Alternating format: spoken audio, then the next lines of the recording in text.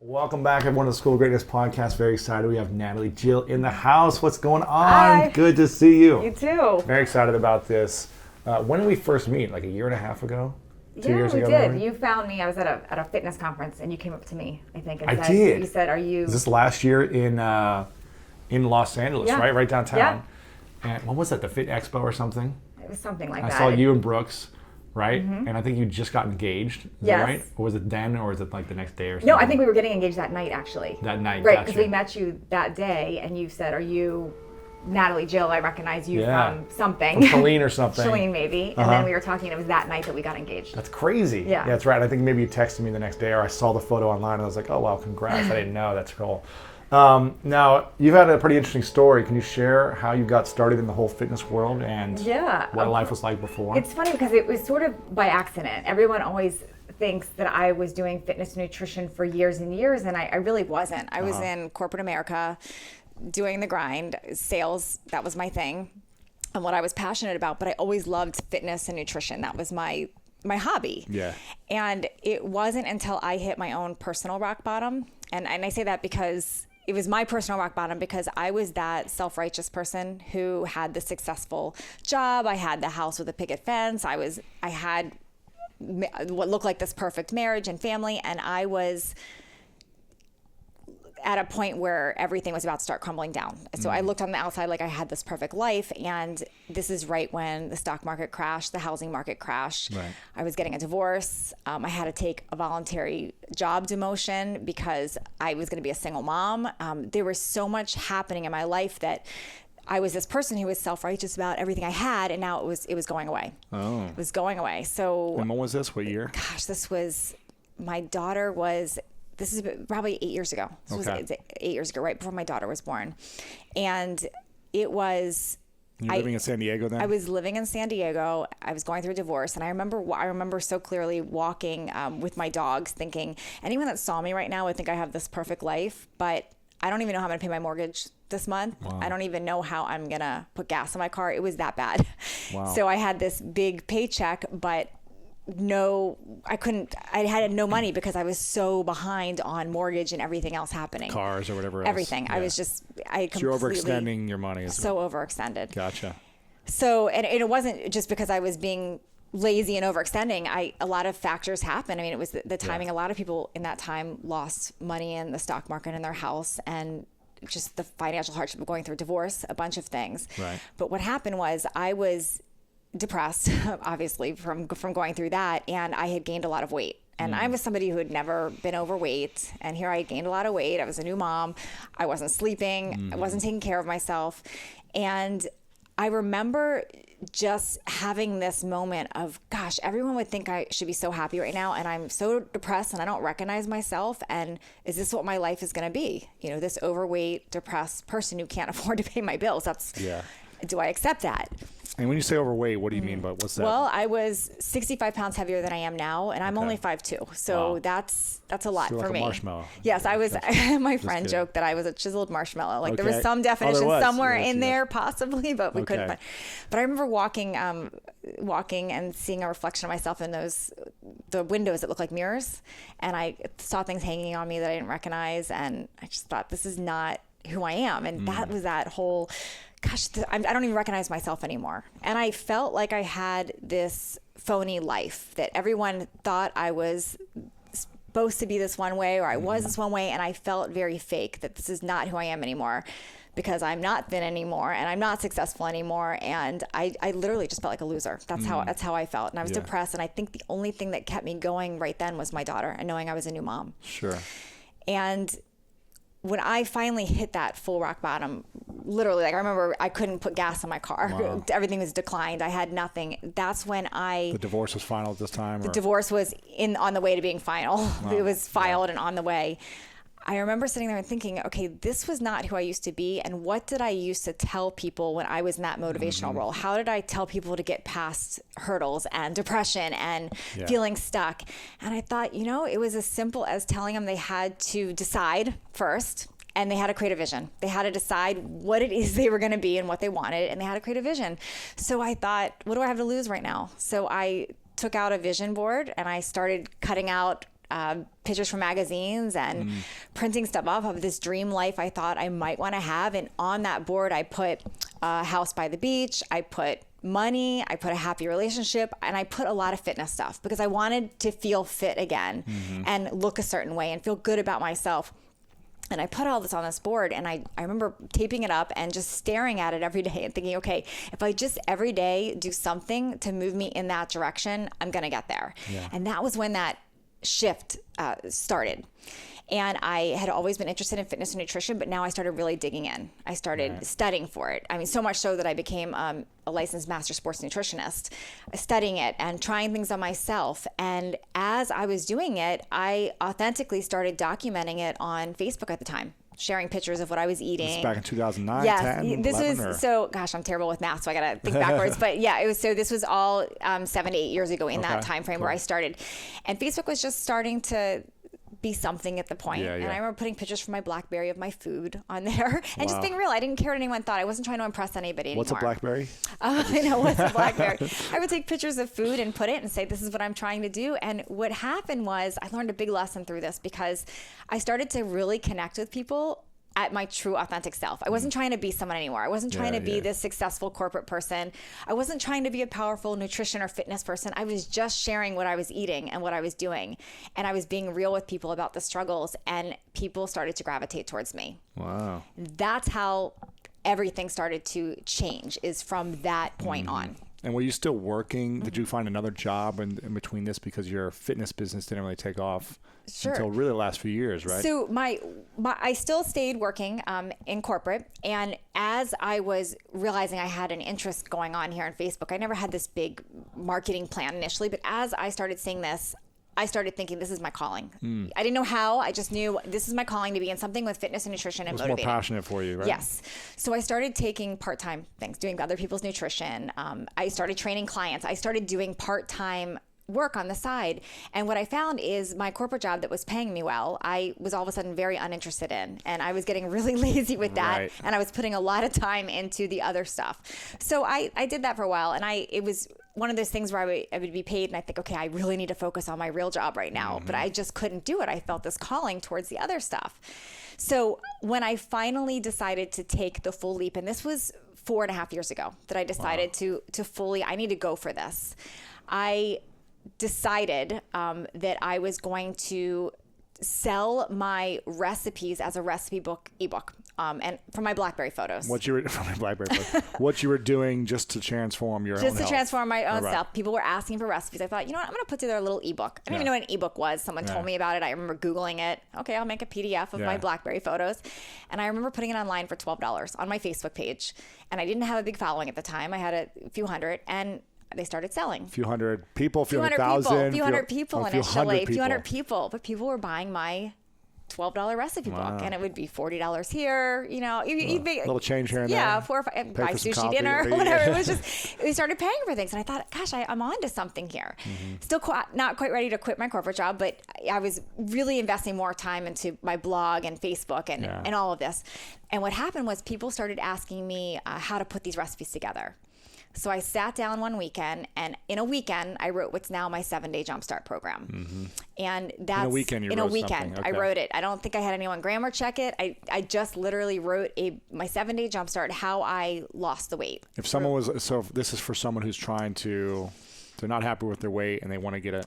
Someone who was like me. They were stuck. They felt down. They had a lot of weight to lose. And you were like, there's a 7-day plan to get started. There's a 7-day plan to get started. And then if you can keep it up, yes, you'll start getting results. Exactly. Gotcha. Okay. So I wrote everything I just talked about, creating the vision board, the goals, how I figured out what to eat, how I put it together. It's like a whole transformation. It's not just here's some recipes. Yeah, no, it was more than that. It was how to put those recipes together and how to change your life.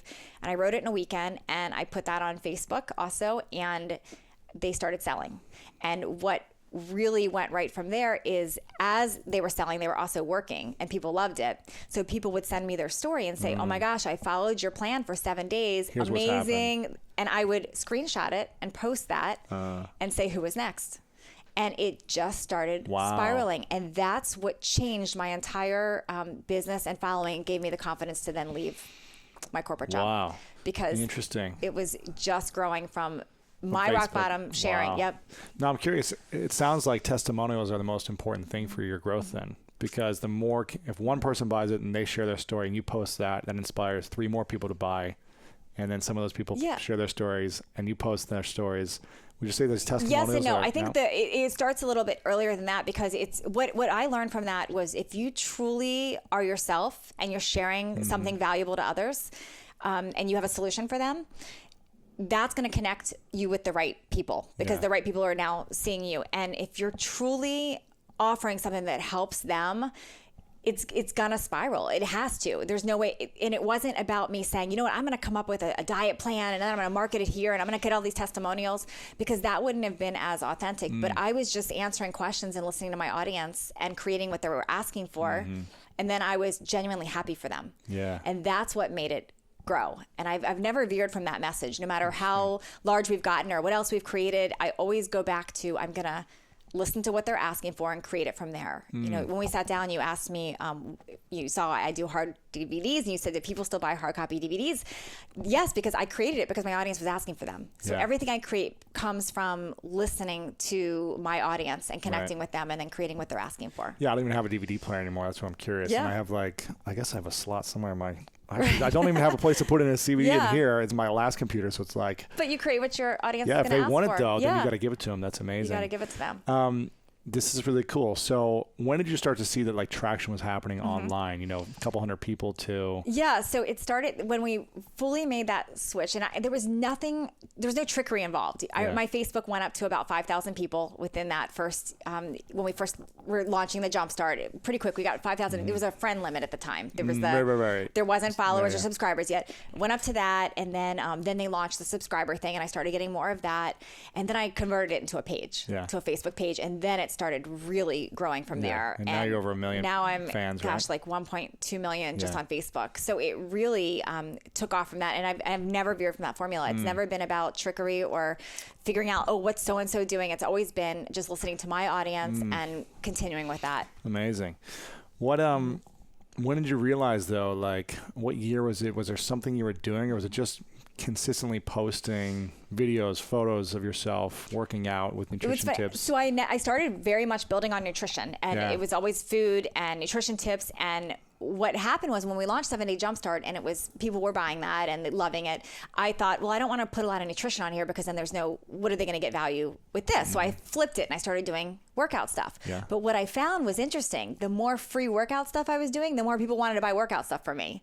So my whole page pretty much changed. So you weren't a workout person at first. You were just nutrition. I was doing nutrition. I did workouts, but that wasn't my big thing. But as soon as I started posting then the workout stuff, same thing. I started connecting people who wanted that. Now they're asking, hey, can you create a DVD? Can you create this? So I did that. And amazing. So I've really learned that the more you share free of a topic, the more you're going to connect with more, and people will buy what you're looking for. Yeah. I love it. I mean, this is fascinating to me. So with the book, the Jumpstart book, it was nutrition. You started doing videos. Did you realize, because I feel like when I think about you, I think of your abs. You have this amazing 6-pack abs. Do you think what's the differentiating factor for you? Is it that you were in corporate, or is it that you're this mom who's got a 6-pack, or what do you think makes people want to buy something from you, or they could get for free online from you, or free from some other expert? Why? Of course. Why you, and why pay for it? Because I think I would have to say that people want to buy from their friends. They want to buy and support who they feel heard from. And I feel that people that follow me online, I feel that they truly feel that we're friends and that we've connected, because I do talk to my audience. I don't worry about impressing the masses or what my competition is doing. I'm talking and caring about the people that I've attracted and I'm continuing to talk to. Yeah. And that makes people want to purchase from me too, because we're friends. Yeah. We're talking to each other, and it really comes down to that. So I might have great abs, but that's not what makes me stand out. There's a lot of people that have great abs. True. There's a lot of people a lot younger than me. There's a lot of people with more creative exercises than me. There's nothing that I would say, in sales we would always say feature benefit. It's not the feature and the benefit. It's really how people feel. I think people buy with their feelings, and they feel heard with me, and that I understand them. That's cool. Now there's so many different workout plans and diets and information out there. What is the key to living a healthy lifestyle? I've had a lot of health experts on, but what do you think is the key to sustaining it? Sure. Is it a diet plan? Is it having a coach? Is it having these things? What do you think? You have to, the number one thing with no matter what plan you choose or who you are, you have to decide first. You have to be ready for change and decide, period. If you're not ready, you're not going to do the work. Nobody's going to do it for you. No one's going to motivate you. People, I get emails all the time. I wish you could be my trainer. That wouldn't matter. It wouldn't matter. You have to, once you decide you're ready, you're going to change. Right. Period. No matter what plan you choose. Once there's enough, what is it? A pain? Is it what really gets people to decide? They have to believe in themselves somehow, or they need someone else to believe in them. I think that's a very powerful thing. I feel everyone needs someone to believe in them. And I think that's missing from a lot of people. We put it on everybody else, like, oh, you need to fix this, but you need some type of support system and someone else to believe you can do it too. And really? Once you what if you don't have that? Well, it's not hard to find. You can connect with other like-minded people, or you could find people online. Now, with the power of the internet, my gosh, you can always find somebody to believe in your mission or believe in you. Let's say, what if I don't feel ready to go through the challenge, the commitment, the time? How do if you can't convince someone to be ready, how do they become ready? I don't feel you can convince somebody to be ready. I don't. Gosh, my motto is excuses or solutions, you decide. Like, you can try to convince me of your excuses all you want. It's not going to help you get results. Yeah. So if you're ready to find a solution, I'm willing to work with you. But you have to decide that you're ready to do that. I have this one transformation I always talk about. Jim Walters, he's a friend of mine now. He was, if you had looked at him before I started working with him, he was extremely overweight, out of shape. And he was somebody, if you had seen him, you would say genetically he's just out of weight, overweight. He would never be fit. Like, you just look at him. You look at him now, he's completely shredded. This man's in his 50s. He's shredded bug. And you would look at him and say, gosh, he's just genetically like that. It's like the same person, but you would just view him a different way. And Jim always told me I was that person that doubted, thought I could never do it. I hated everybody else that did it. I was always finding something wrong, a reason I couldn't. But once he decided he was ready to change, nothing could stop him. Why did he decide? What was the determining factor? He had just had enough with himself. And, to me, I've worked with so many transformations, and there's so many people that they never have felt good about themselves. And that's a struggle right there, because if they don't have something to go back to of ever feeling that way, that makes it that much harder. So you have to do some serious work. If you were once really fit, an athlete, whatever, it's easier to go back to remember with it. If you've never had that, you've got to work on getting past that, because otherwise you're limiting yourself. You think I could never do it. How can someone work on that then? What are some exercises, some practices? It's a lot, and there is a lot of work involved, but it's not what you think. It's not just beating yourself up and making you do it. It's a lot of deep searching and learning about what's going to actually make you happy, because sometimes people just want to lose weight, but they don't really know why. What is it? And that goes back to where I start in the Jumpstart. You got to create a vision. If you could have the ideal life, what would that look like? And what's your why for doing that? Digging to yourself, sitting there and writing. I want to be fit because why? Is it because you don't want people to make fun of you? Or is it because you want to live a long life to play with your kids? What is it? But you have to dig and do that work to find that first, because nobody else can motivate you to do that. Yeah. What if they don't know what their why is? What if they're what if they don't have a vision that's powerful enough? Do you think if their vision isn't big enough for their life, they're probably not going to take care of their life? I think there's some people that enjoy being in that spot, to be honest with you, that they're getting some kind of reward from being in the miserable, I suck spot. There's a reward, something. And you've got to figure out what that is, because some people are just happy being that way. Yeah. And that's, I can't unfortunately take on that and worry about that. Like, I want to help those that want to help themselves first. So I've been there. I've been depressed. I've been miserable. I've been in that spot. And at that time, there's nothing anyone could have said to me that would have changed that. I had to decide on my own. So if somebody's in that spot, that I would say it's either professional help or talking to a friend or just some deep searching, but you've got to first decide that you want something. Once you've decided, you can be open to anything. What is the criteria for you working with someone? Say okay, I'll coach you or mentor you or support you or get on the phone and give you the advice you need, but you have to show me this first. What is that criteria? I will help anybody that wants to help themselves first. That's the first and foremost. So what do you have to see? They're like, okay, I just worked out today, I'm ready. Or are you like, no, work out for 2 weeks every day doing this, and then we can talk? Or what? The people that I probably talk to in my business now, because I don't do one-on-one coaching anymore, but the people that get my attention are the ones that go through my programs and they have a transformation and they share with me what they've done. Like, hey, like the best compliment someone can give me is sending me a transformation and being like, I did this from your program. That makes me, I want to help them even more. Wow. You want to promote them. You want to talk about them. But who I don't want to help is someone who downloads a program from me and it sends an email 5 minutes later, this won't work for me. Well, they've decided it won't work for them. So I'm going to refund you because I can't even go there with you. Right. You know, that's not somebody who's really making a decision to try. Why do you think it's important for everyone to live a healthy lifestyle? It's because first of all, I can't decide what's important for everybody. So that has to be important to them. So, and everyone defines health different. To me, I want to be able to enjoy my life as long as I can, meaning I'm going to want to be pain-free. I want to have energy. I want to feel good about myself. I want to be able to be present with people. I want to be able to not be a burden on others. Like that's to me how I define health. Yeah. So I think every day, what can I add into my life that's going to keep me in that spot? And I want others to feel that way because I'm 44 years old and I meet lots of other 44-year-olds that some really, they look like they're 70. They're acting like they're 70. And I meet some that have the energy of a 20-year-old. What do they define? For me, I want to feel all of those good things. And I feel that so many people get so trapped in convincing others of their excuses. When with every single excuse there's somebody that overcame that same excuse. Yeah, or doesn't have it as good as you or doesn't have the opportunities. Yeah. So with the business side of things, you know, when did you finally leave the corporate world then? Like what year was this? Sure. So I officially left 4 years ago, and it was probably the scariest thing I ever did. Yeah. I was leaving that security, but I never regretted it because, again, it goes back to that deciding. I decided failure wasn't going to be an option. I was going to make this work, and our business was profitable from day one. Okay. We never... Were you working on your own? Did you have a partner at the time? I started with my now husband, Brooks, and he would say the same story. We started this business by accident. We really didn't know. We were feeling it out. The recipe that he knew stuff about websites, so he could help me make my blog better. Right. Were you guys dating at the time or no? We were dating, And what was funny is when we officially started the business, yes, we were dating, not through my rock bottom, but what was funny is I would do things like I'm going to create the Jumpstart in a weekend, and I didn't even think about how to deliver it to people. So somebody will buy it and I'll email it to them. You know, Brooks was good at, okay, let's research how we can actually have it delivered to people. So it was a really good team. He was more technical than me, more detail oriented,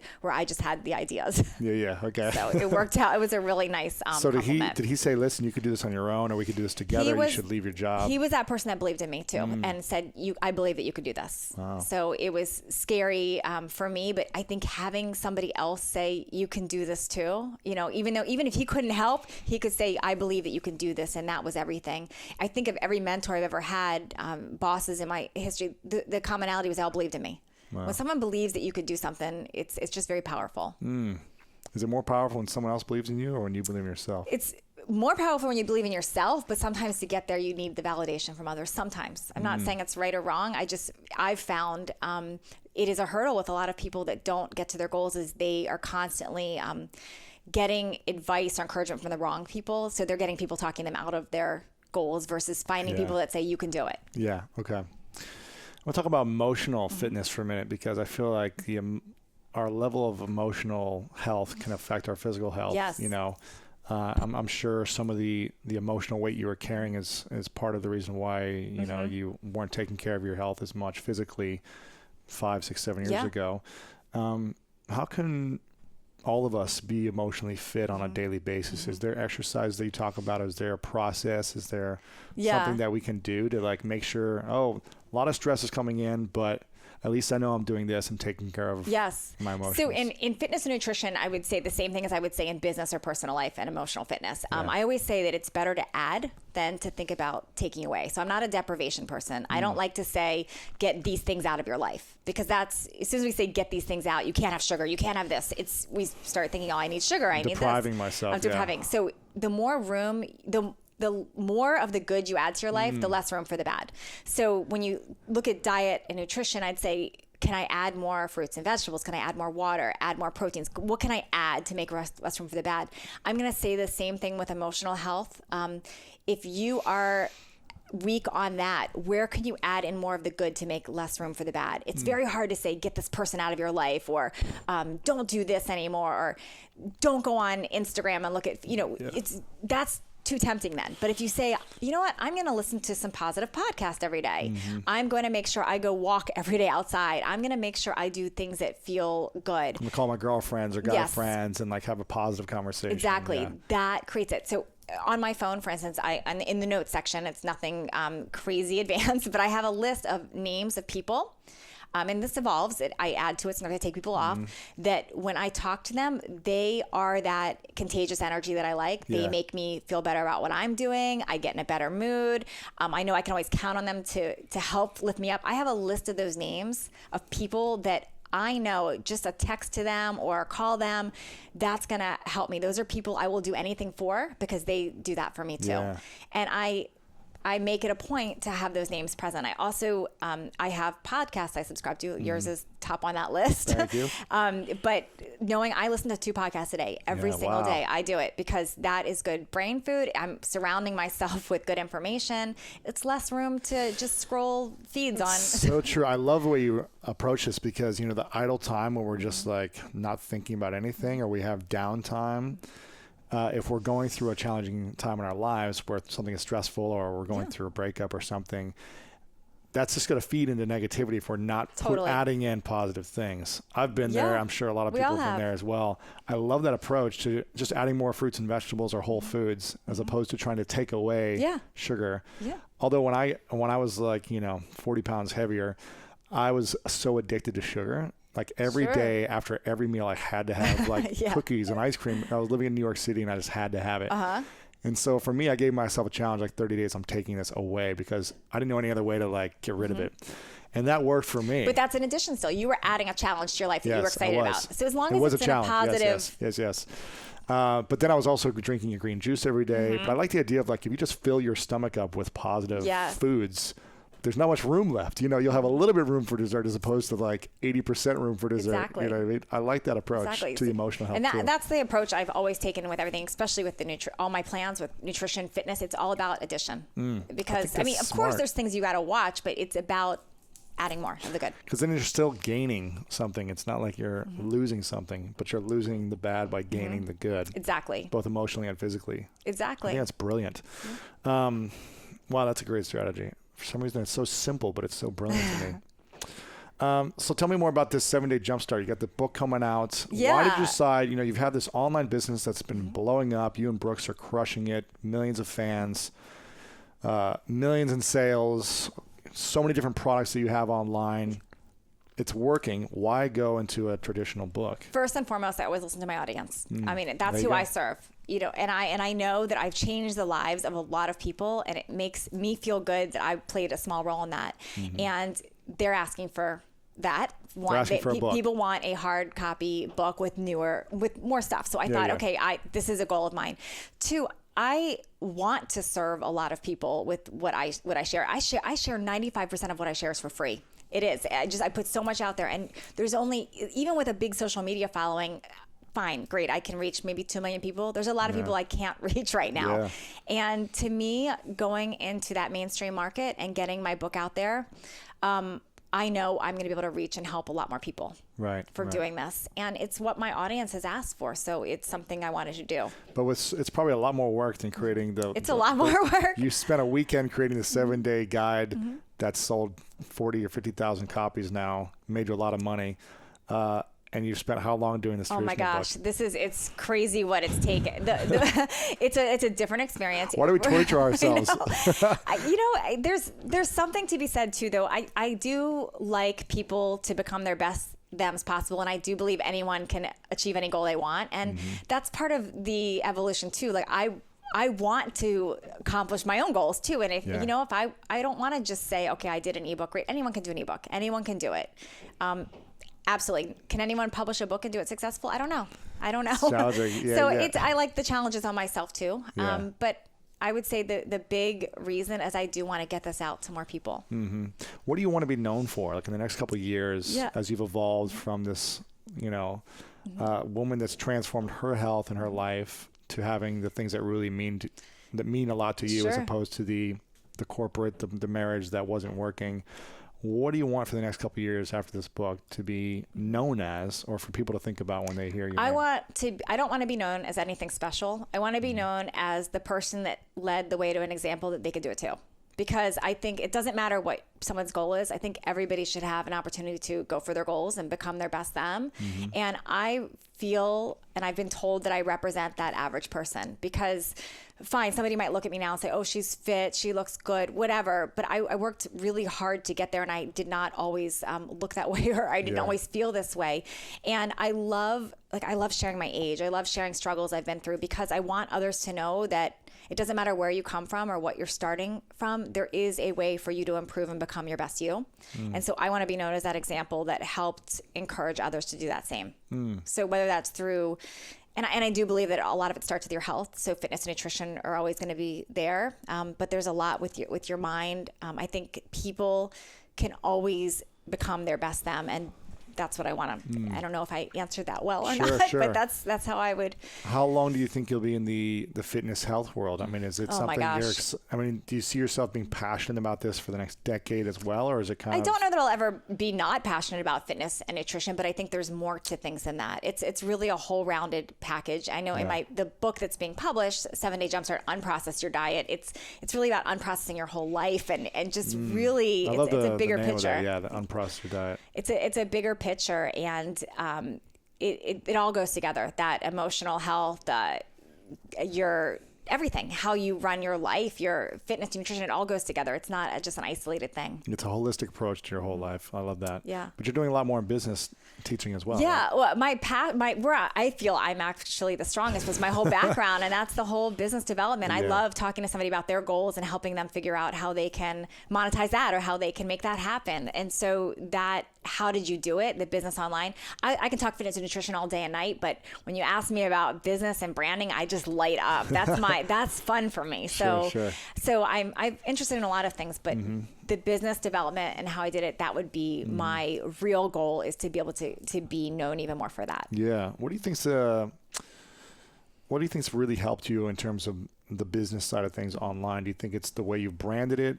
We talked about you just like sharing your story and being real and being unique, things like that. But do you think in terms of getting traffic and building your audience, do you think it's listening to others. It's constantly listening. It's listening to my audience. It's listening to mentors. It's just constantly being open and not being attached to anything, because as you know, in social media, it changes so frequently, and you don't have it dialed in always. You could think one thing's working on Facebook and it's not working in a week. Yeah. So it's just being open and listening and being able to shift gears and constantly listening to what people are asking for. And what about working with your husband? How is that when you're trying to have? Gosh, I could have a whole reality show. I know. I mean, can you have, can you stay healthy and fit in the relationship and for yourself, and have a healthy business while you're with each other 24/7? Yes and no. Yes, I could say. How do you manage that? Depends on when you've asked us if that's. What has really saved us is we do very separate parts in our business now. Okay. We cannot, as I'm sitting here recording this with you, Brooks is not in the room here because we've learned that doesn't really work well. We balance each other off very well, but we have to let us each run our own side of the business our own way, if that makes sense, and separate. And do you ever disconnect from the business so you can connect? We have now, but it took work. It took work. We were both I was especially, the ready, fire, aim all the time, constantly have an idea, like constantly this, and I've had to Brooks, work. do it, yes, execute, put it together. Yeah. And it took us being able to really look at that and delegate out and make some serious boundaries, and it took a little bit of that pain of saying, okay, well, what's more important to me, a business or a happy relationship? And you don't have to choose, but you can work to find that balance. Yeah. And we've definitely had to work to do that. And I mean, you guys are both so passionate about it, though. I mean, this is something you guys love. It's not just like you want to make money, but it's something you love doing to serve people and inspire people. So you're both excited about it. And I know that I'm always excited about my business, and I think about it constantly. So, at 10 o'clock at night after dinner, are you guys able to just talk about whatever, like random stuff? Yes. Are you constantly like... We can now, but honestly, it took us, we've been together for 4.5 years. It took us until recently to really be able to do that. It was a lot. I mean, I'm not ashamed to admit, I mean, we went to counseling about it. Yeah. We've tried, we've done a lot. It's been a lot of work to get to that point. Had some great mentors that are also couples. And we just had to recognize it and allow for that. But, you know, it's not perfect. There's definitely nights where Brooks really just wants to hang out and watch talk. A movie, yeah, and I've got ideas I want to talk about. But I think we've started to balance each other out, and we definitely can shut it off now. But it did take work. What would you say to someone who's in that type of relationship, who's excited they work together? What would you say is the first step they should do to having semi-balance every once in a while? Drink a lot of wine. I'm just kidding. Right? No, God, you have to just have that communication and talk about it and explain where it's coming from. I think when you know where people's personalities come from too, you know, Brooks really understands why I have this drive in business, and I really understand why he needs to disconnect. And I think once you have that understanding, it makes it a lot easier to honor it and change some structure there. Why do you have the drive? Gosh, why do I have the drive? It really goes back to as a child. I mean, I think everyone's story sort of goes back to as a child. And I can think of the only way I got that attention was being able to come up with solutions or show that I had an idea or could find a way out. I also have, and I still do, it doesn't ever go away, I have really, really bad ADD. I mean, that's like a thing I've dealt with my whole life, which instead of treating it and being the kid that was medicated, I never did that, but I got really good at, you know, figuring out a way, even if I had bad grades, for the teacher to like me enough that I would pass or to get into the college. You know, I figured out a way all the time. And so I still have this like constant, I'm figuring out a way, or I've got to make this happen. And I got very, that's what drives me, is finding those solutions and finding a way around. So that doesn't go away with me. That's there. If you could go back to the 5, 6, 7-year-old Natalie, and do you feel like now you've achieved the dreams you had then? Like if, you know, all the dreams you ever thought of? It's funny. I told my daughter, who's 8 now, I told her the other day, you can achieve every and anything you want to achieve if it's your goal. Every possible thing it's your goal you can achieve. And I can honestly say every single thing I've ever said I've wanted to do, I've done. But I had to decide I was going to do it, and I found a way to do it. If I didn't do it, it's because it wasn't something I wanted to do. Right. And I believe wholeheartedly that anyone can do that if they want to bad enough and they decide they're going to do it. Yeah. Okay. It's all about deciding. That's the theme that I'm getting from deciding today. You got to decide if you wanted that bad enough. I've got a couple questions left for you. Where should we go and connect with you online? Where can we get the book and all those things? Well, on my website, nataliejillfitness.com, I'll always have everything listed there. So you can connect with me that way. All my social, all my current stuff, and then my book will be everywhere in May. Okay. And I'll of course have that on the homepage of my website, so people know exactly where to go for that. Yeah. Cool. Okay. And what's the question that you've always wanted to answer that no one's ever asked? Oh my gosh, the question that that's a hard one. Is there a question that you've always wanted to answer that no one's ever asked? Gosh, that I've never been asked that question. A question that no one's asked me.